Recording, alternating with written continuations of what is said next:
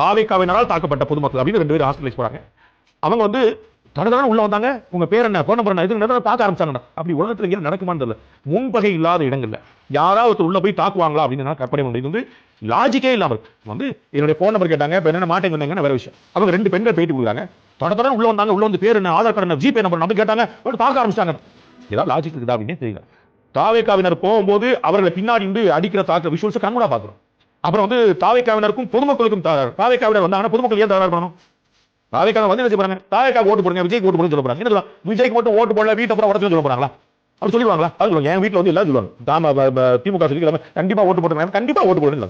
அந்த கண்டிப்புக்கு கண்டிப்பா ஓட்டு போடு, அந்த கண்டிப்பு கிடையாது. இப்ப கண்டிப்பா ஓட்டு போடுங்கிறது ஒரு வேண்டுகோளா வைக்கிறது. இப்படி கண்டிப்பா ஓட்டு போட சொல்லுவாங்க. யாரும் சொல்லுவாங்க சொன்னா யாரும் ஓட்டு போடுவாங்களா?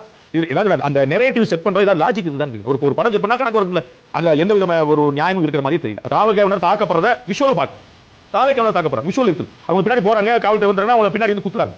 நாங்க தாவேக்காக்கு ஓட்டு போட மாட்டேன், எந்த பொதுமக்கள் சண்டை போட ஓட்டு போட அடிச்சு ஆப்பா சொல்லுங்க. நாங்க ஓட்டு போட மாட்டேன், விஜயில நடிகராங்க, ஒரு நடிகர், ஒரு தலைவராங்க சொல்லுவாங்க, நிறைய விமர்சனம் பண்ணுவாங்க. ஆனா எப்படி ஓட்டு கட்டணும் யார் அடிப்பா? கட்சிக்காரங்களை தவிர. கட்சிக்காரங்க அந்த கோவங்களா வந்து நிக்கிறாங்க, நம்ம ஏரியால வந்து நிக்காங்க பாராடுங்க. பொதுமக்கள் எப்படி வரும்?